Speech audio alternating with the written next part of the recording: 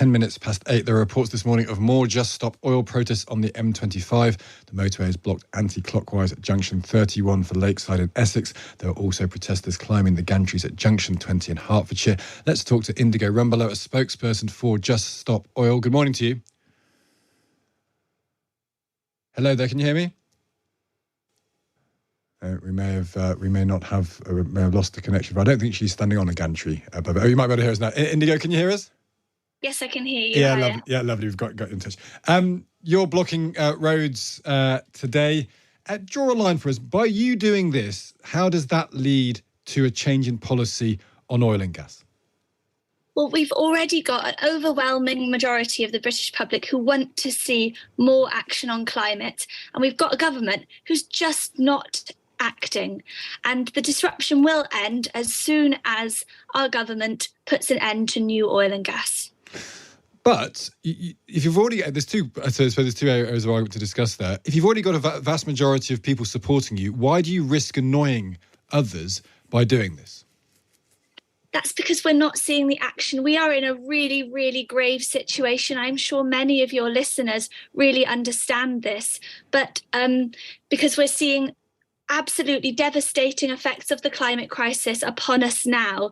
Pakistan, a third of Pakistan was underwater earlier this year. That means that people are just knee deep in the water, having to go onto the roofs. The rains have failed in Somalia for the 5th year in a row. This means mothers can't feed their children.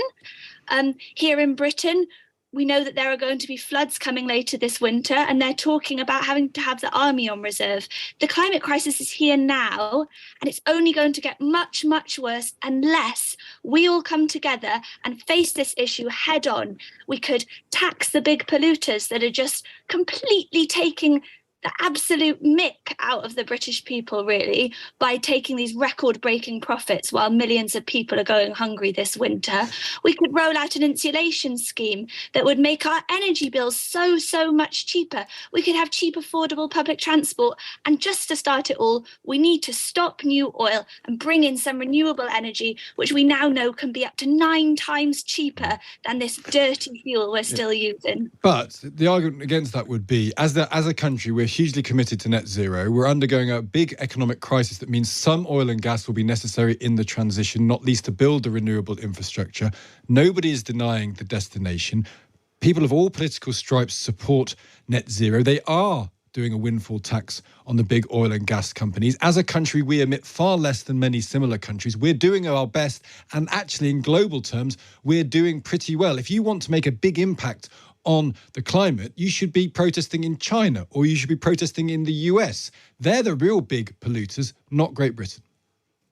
Look, it's just not enough. And that's why, you saw young people like my friend Louise, who was on that gantry yesterday, absolutely terrified for her future because politics has failed us. I don't know if you've heard what people are saying about COP, but this is COP 27.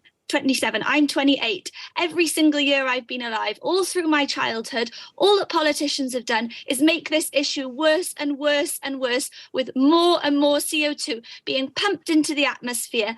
While scientists have been warning governments, warning the politicians, warning the people that the effects of this will mean that millions of people will die.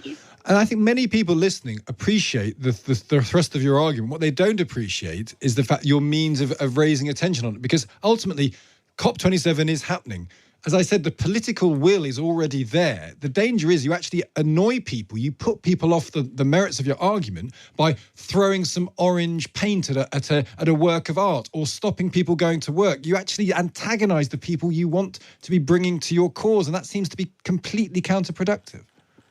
No, the will of the people is there. Many of your viewers, they want clean air, they want a healthy family, they want a stable democracy. These are the things that people want. But the climate crisis is threatening all of this, and the political will is not there because the oil companies, they want to fill up their pockets. All they care about is money, money, money, no matter what the risk to people's lives is.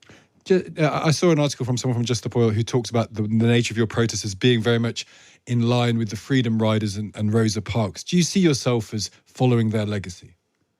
Well, it's clear to see that the only way to make change in the scale that we need, in the small, small window of time we've got before we hurtle towards this, collapse of humanity potentially, that's civil resistance. So our actions are actually calling upon everybody, whether your football match has been disrupted, whether your art gallery visit has been disrupted, whether you're blocked in traffic on the M25 this morning, please come together and join us so we don't have to do this sort of action. So we can just go to our government, have hundreds of thousands of people at the gate and say, we're just not going to move until you promise to protect our future and to make the lives of millions of people around the world who are already suffering these horrendous impacts of climate catastrophe better. And if someone can't get to a hospital because of an ambulance is blocked by you and they can't get to the care that they need, is that an acceptable collateral damage in your view?